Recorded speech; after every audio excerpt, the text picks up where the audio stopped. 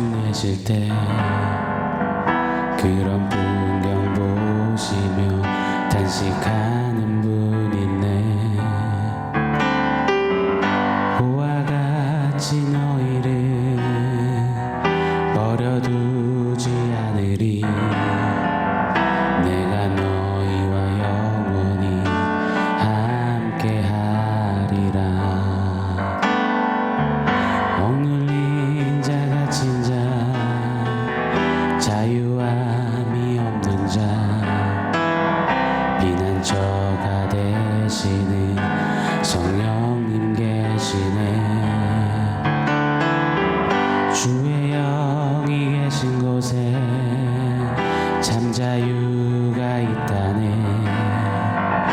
진리의 영이신 성령이 오셨네. 성령이 오셨네. 성령이 오셨네. 내 주에 보내신 성령이 오셨네. 우리 인생 가운데 진히 찾아오셔서 그 나라 꿈꾸게 하시네. 그 나라 꿈꾸게 하시네.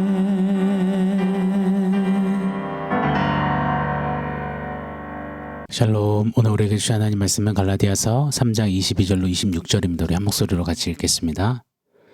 그러나 성경이 모든 것을 죄 아래에 가두었으니 이는 예수 그리스도를 믿음으로 말미암는 약속을 믿는 자들에게 주려 함이라. 믿음이 오기 전에 우리는 율법 아래에 매인 바 되고 계시될 믿음의 때까지 갇혔느니라.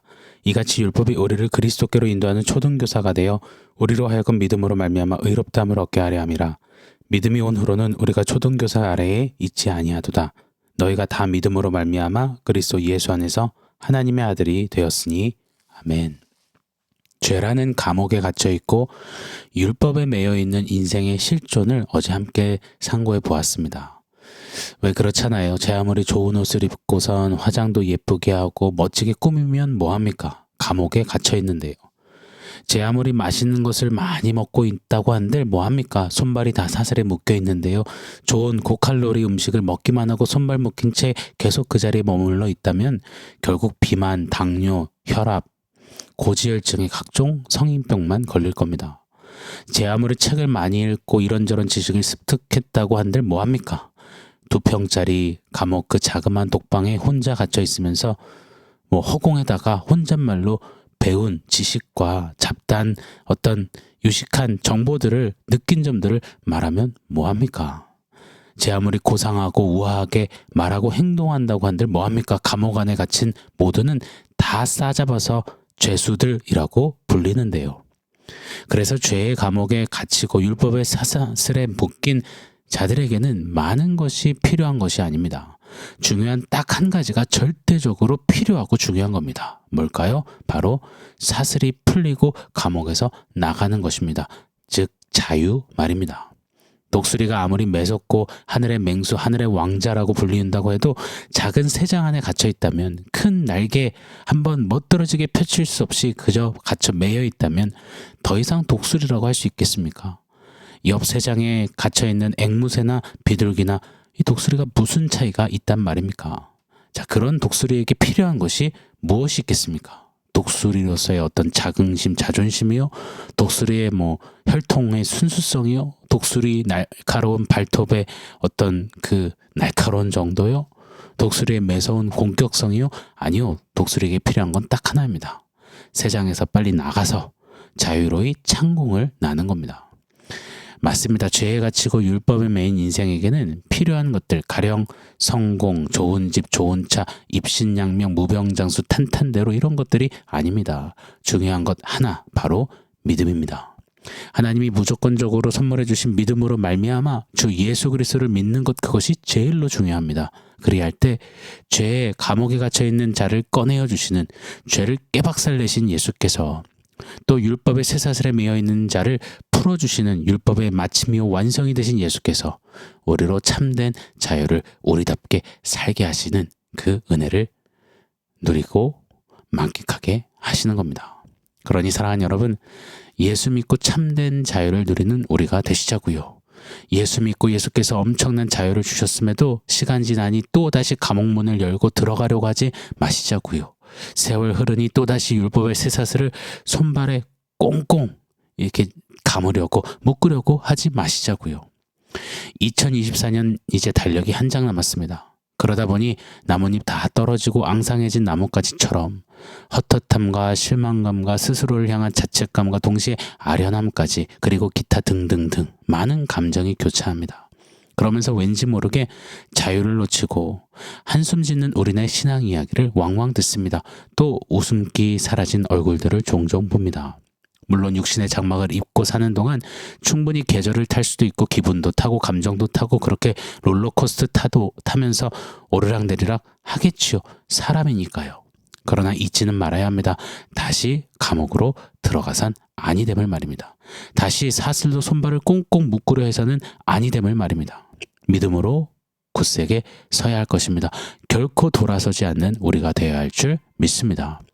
오늘은 우리가 자주 매이고 또 자꾸만 스스로 가서 칭칭 감으려 하는 율법에 대해서 조금 더 상고해 보도록 하겠습니다. 우리 같이 이 율법 사이드 노트를 한번 적어보시자고요. 크게 두 가지 율법에 대해서 한번 상고를 해보겠습니다. 먼저 첫 번째는요. 율법은 세 가지로 분류가 가능합니다. 의식법, 도덕법, 시민법으로 말입니다. 먼저 의식법이란 종교법이라고도 할 수 있겠습니다. 유대인들이 목숨처럼 지키려 하는 법입니다. 제사하는 법, 정결법, 할례, 음식 구별 등등등 이것을 가리켜서 의식법이라고 말합니다. 유대인들은요 정말 이 의식법에 꽁꽁 묶인 채 살았습니다. 구약시대에는 1년에 3번 절기를 지켜야 했거든요. 의식법을 지키기 위해서 3번 예루살렘 성전에 올라야 했습니다. 멀리서 오는 이들은 막 4, 5일이 걸리는 거리를 1년에 3차례씩 올라야 했던 겁니다. 성인 남성 혼자 빠른 걸음으로 가야 그 정도죠. 그런데 보통 의식법을 지킬 때는 가족들을 데리고 제사에 쓸 짐승까지 끌고 가야 하기 때문에 한 번 예루살렘에 오르려면 적어도 2주 정도의 시간이 소요되는 겁니다.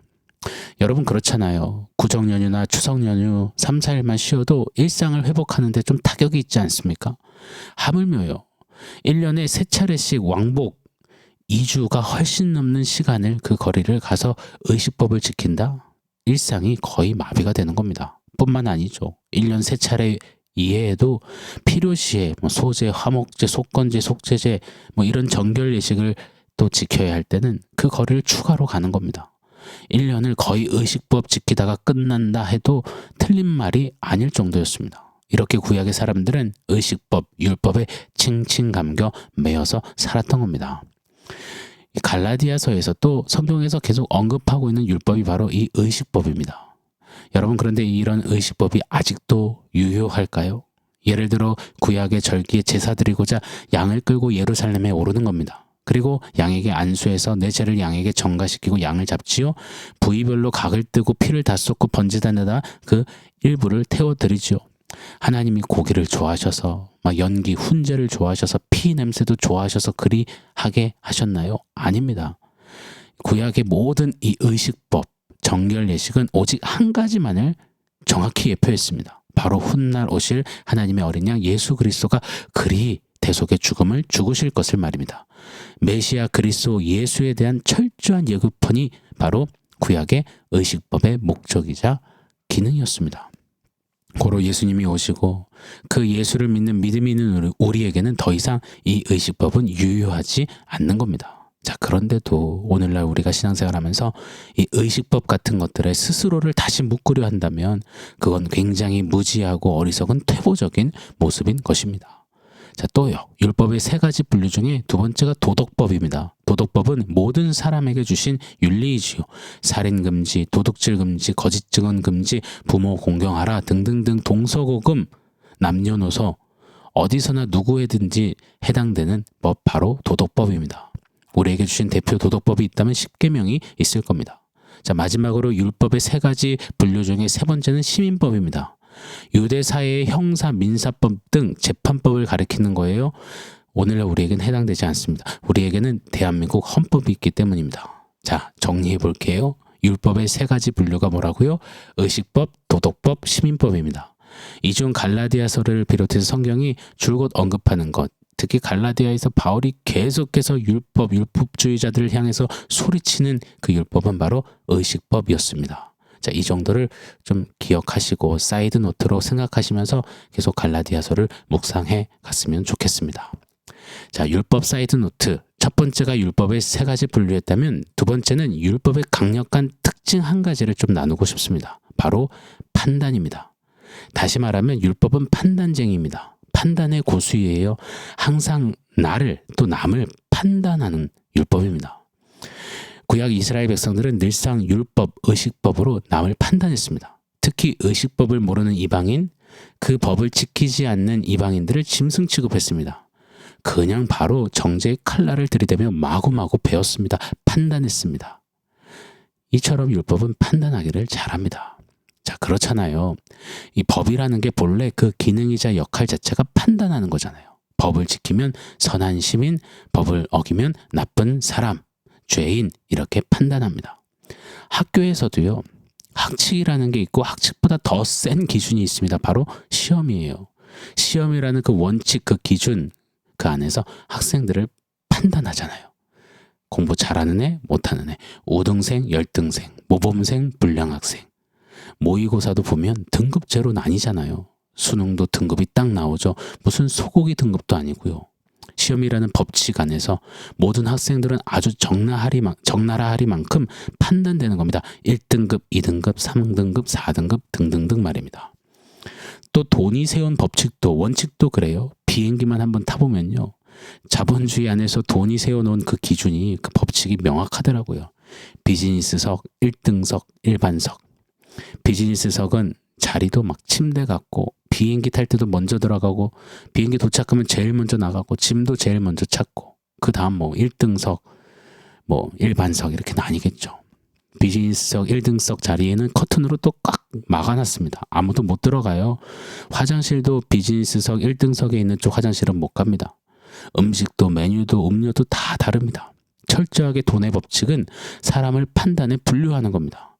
돈의 법칙이 많은 경우 법 체계 위에 군림하면서 유전무죄, 무전유죄라며 판단하기까지 하는 그런 세상이 되어버렸죠. 자, 이처럼 우리 사는 이 사회 전반에 암암리에 세워진 법, 그 법칙 속에는 이처럼 판단이라는 것이 명확히 작동합니다.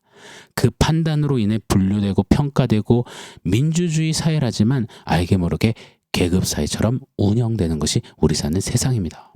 율법은 이처럼 판단하기를 잘하는 특징을 강력히 갖고 있습니다. 사랑하는 여러분, 이런 율법의 점검표 앞에 우리 개개인이 한번 서볼게요. 자, 그러면요, 답은 정해져 있습니다. 저와 여러분, 우리 모두는 그 율법 앞에, 그 판단쟁이 앞에서 모두 낙제, 낙방, 빵점입니다. 몇 번 말씀드렸잖아요. 이 율법의 기준이 엄청 까다롭고 눈이 높아서요. 잘 지키다가도 한 가지를 어기면 다 어긴 거라고 하니까요. 그러니 우리는 율법 그 판단쟁이 앞에서 율법을 못 지킨 죄인, 실패자, 나고자 심판받아 마땅한 자라는 결과값을 받게 되는 겁니다. 그런 우리를 오직 예수 믿음으로 우리 하나님 아버지께서 건져내어 주셨습니다. 할렐루야. 이 사실을 가슴 벅참으로 막 떨림으로 바울은 계속 강조하고 노래하고 소리치고 외치고 있는 겁니다. 자, 그렇다면 우리도 바울처럼 믿음을 주시고 믿음으로 구원하신 이신층이 이 엄청난 복음에 자꾸 율법을 섞고 물타기 하며 자꾸 매일을 하지 말고 가슴 벅참으로 믿음 주신 하나님께 감사하며 감격하며 날마다 더욱 믿음으로 걸어가야 할 줄 믿습니다. 자, 오늘 원포인트 한번 세워보겠습니다. 원포인트는 성령이 오셨네입니다. 계속되는 이 갈라디아서 묵상 가운데서 죄의 갇힘과 율법의 매임, 이런 것들을 상고할수록 또 율법을 계속해서 좀 연구하듯 이렇게 상고해 보면 흥얼거리게 되는 찬양이 있는 겁니다. 오늘 함께 우리가 불렀던 성령이 오셨네, 성령이 오셨네, 이 찬양이 자꾸만 맴도는 겁니다. 성령은 예수의 영이시잖아요. 판단쟁이 율법으로부터, 죄와 사망의 법으로부터 우리에게 예수를 보내주시고 그 예수를 믿게 하셔서 이제 그 예수의 영으로 살면서 자유케 하여 주심이 어찌나 큰 감격이 되고 감사가 되는지 벅참이 되는지 모릅니다. 주의 영이 계신 곳에 참 자유가 있다네. 아멘, 아멘입니다. 여러분, 율법과 죄의 갇힘 이런 것들을 묵상하면 묵상할수록 우리에게는 성령이 계시네, 예수의 영이 나와 함께 하시네, 예수로 나를 살게 하셨네, 자유로다, 이 벅찬 감격이 더 배가로 누려져야 할 줄 믿습니다. 자, 오늘 한 날은 이 노래 부르며 성령이 오셨습니다, 자유합니다 라고 외치며 좀 감격하며 더 주님 앞에 바짝 나아가는 저와 여러분 우리들을 예수 이름으로 축원합니다. 아멘. 사랑하는 성도 여러분, 오늘 말씀과 원포인트 기억하면서 우리 감사함으로 기도하겠습니다.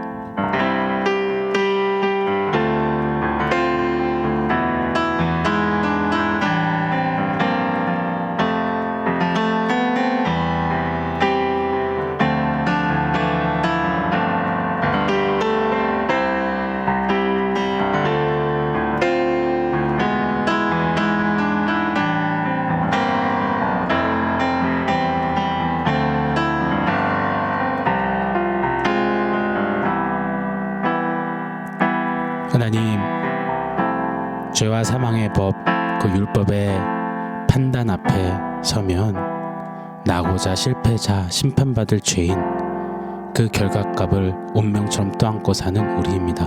그런 우리에게 예수님 찾아와 주셔서 예수 믿는 그 믿음, 그 놀라운 고귀한 선물을 주셔서 이제 예수의 영 성령으로 말미암아 참된 자유를 만끽하며 사는 자 삼아 주셔서 감사합니다.